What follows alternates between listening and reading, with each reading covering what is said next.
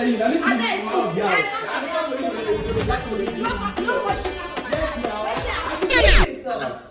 what did they stop now? Why are your baby John is stopping? Bro, if you know what this guy do, Shut up! What did she do? You don't know say she be woman. Fine girl, what's happen now? Continue. Bros, thank you. You see this house, rats don't full, and I let me go buy this bread. May God not allow them, make them kill you. Bros, you be wicked person. Rats feed the house. Instead of she go buy rat poison, she go buy bread. You be bad person. They talk already, you. So, bros, he gave one rat poison wey my friend introduced to me. Now see I go back, I come put that for inside the bread though. You don't finish it.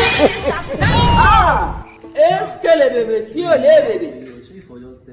May God not allow them, make them kill you.